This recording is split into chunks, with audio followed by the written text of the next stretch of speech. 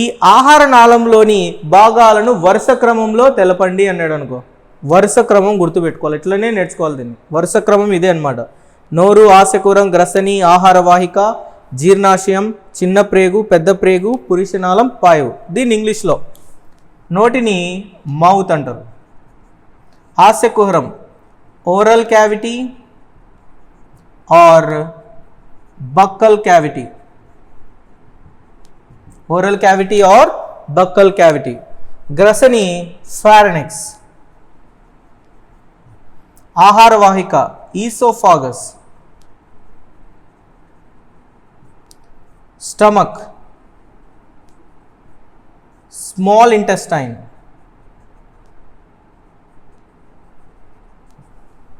దీన్ని large intestine. Rectum, anus. ఇవి parts, rectum మరియు యానస్. మొత్తం 9 భాగాలు ఉంటాయి. ఆహార నాళంలో భాగాలు వచ్చి 9, జీర్ణ వ్యవస్థలో భాగాలు వచ్చి 2, జీర్ణ నాళంలో భాగాలు కూడా 9 అనమాట. ఇక్కడ చిన్న ప్రేగు అనేది తిరిగి 3 భాగాలను కలిగి ఉంటుంది. ఆంత్రమూలం, జజునం, శేషాంత్రికం. ఆంత్రమూలం, జజునం, శేషాంత్రికం అనున్నది చిన్న ప్రేగులోని భాగాలు. జీర్ణాశయము 3 భాగాలను కలిగి ఉంటుంది. 3 భాగాలుగా విభజింపబడి ఉంటుంది అనమాట. ఒకటి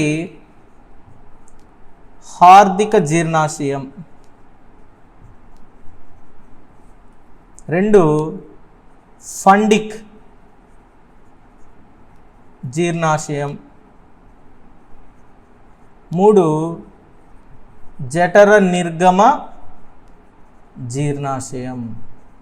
ఇంగ్లీష్లో కార్డియక్ స్టమక్, ఫండిక్ స్టమక్. దీన్ని పైలోరిక్ స్టమక్ అంటాం. ఫండిక్ అంటే ఫండిక్కే ఇంగ్లీష్లో. Fundic stomach, cardiac stomach, pyloric stomach. ఆంత్రమూలం డియోడినం. జజునం అంటే ఇంగ్లీష్లో కూడా జజునమే.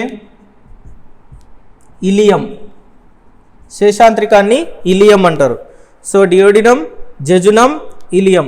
Cardiac stomach, fundic stomach, pyloric stomach. Next పెద్ద ప్రేగు యొక్క భాగాలు. పెద్ద ప్రేగులో ఒకటి అందనాళం, సీకం అంటారు దీన్ని, సీకం. 2 కోలాన్. కోలాన్ను ఇంగ్లీష్లో కోలానే అంటారు.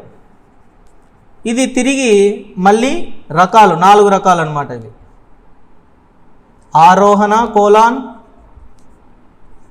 అడ్డు కోలాన్,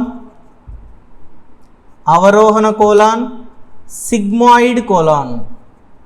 ఆరోహణ, అడ్డు కోలాన్, అవరోహణ కోలాన్, సిగ్మాయిడ్ కోలాన్. దీని ఇంగ్లీష్లో ఆరోహణ అంటే అసెండింగ్ కోలాన్, ట్రాన్స్వర్స్ కోలాన్. అవరోహణ అంటే డిసెండింగ్ కోలాన్. సిగ్మాయిడ్ అంటే సిగ్మాయిడ్ కోలాన్. సో ఇవి మనకు జీర్ణనాళంలో ఉండే భాగాలు అన్నమాట.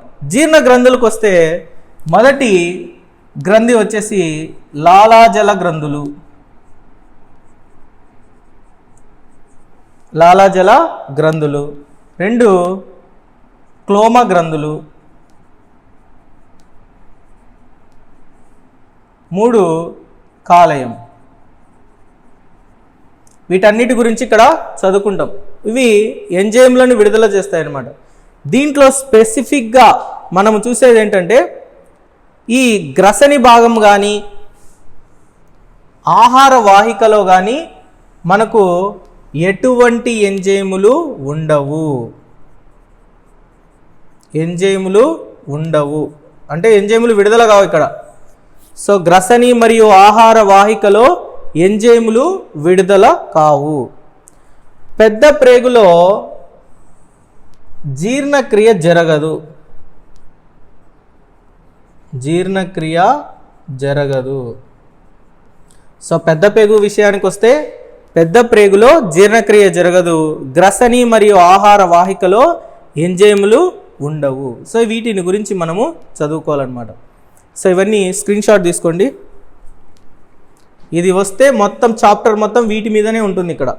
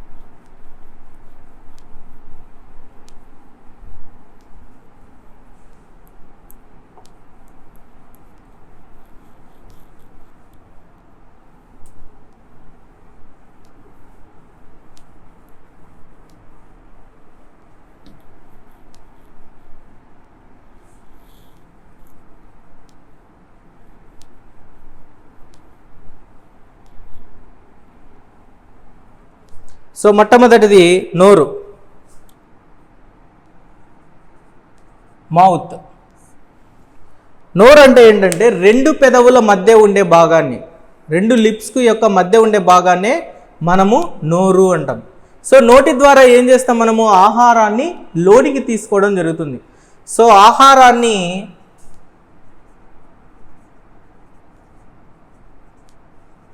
లోనికి అంటే ఎక్కడికి, ఆస్య కుహరంలోనికి తీసుకోవడాన్నే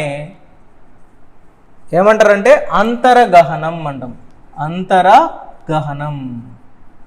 దీన్ని ఇంగ్లీష్లో ఇన్గేషన్.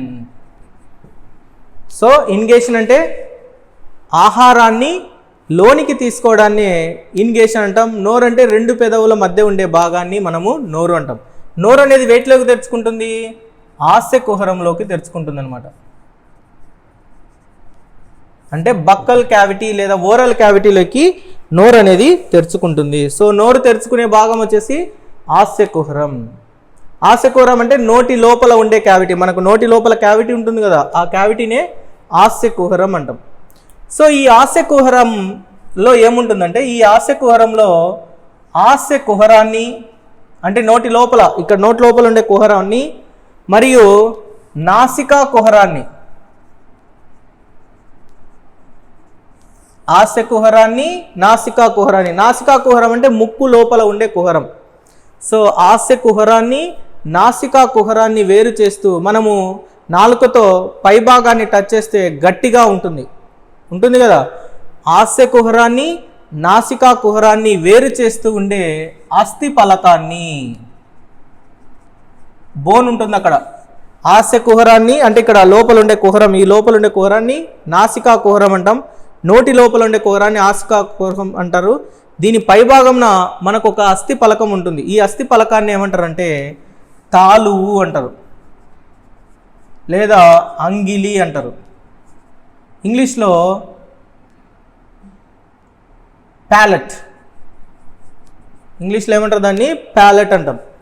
ఆస్య కుహరాన్ని నాసికా కుహరాన్ని వేరు చేస్తూ ఉండే అస్థి ఫలకాన్ని ఏమంటారంటే తాలువు లేదా అంగిలి అంటారు. దీన్ని ఇంగ్లీష్లో ప్యాలెట్ అంటాం. ఈ తాలువు అనేది ముఖ్యంగా రెండు రకాలు. ఒకటి కఠిన తాలువు, రెండు మృదు తాలువు. కఠిన తాలువు లేదా మృదు తాలువు. కఠిన తాలువు అంటే హార్డ్గా ఉంటుంది, మృదు తాలువు అంటే సాఫ్ట్గా ఉంటుంది అనమాట. సో మనము మన యొక్క నాలుకతో ముందు భాగాన్ని అంటే పై భాగం నోటి కుహరంలో ముందు భాగాన్ని టచ్ చేస్తే గట్టిగా ఉంటుంది. అదే ఈ నాలుకను వెనుకకి తీసుకెళ్తే అక్కడ సాఫ్ట్గా ఉంటుంది, అక్కడ బోన్ ఉండదన్నమాట. సో మృదు తాలువు దగ్గర బోన్ ఉండదన్నమాట.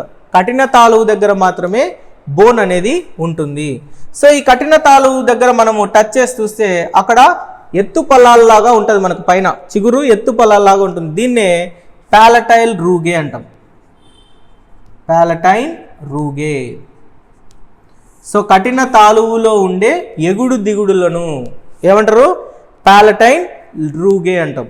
అదే మృదు తాలువు తీసుకుంటే మృదు తాలువు గ్రసనిలోకి వేలాడుతూ ఉండే ఒక నిర్మాణాన్ని ఏర్పరుస్తుంది అనమాట. చివరి భాగంలో ఒక నిర్మాణాన్ని ఏర్పరుస్తుంది. ఇలా ఉంటుంది మనకు లోపల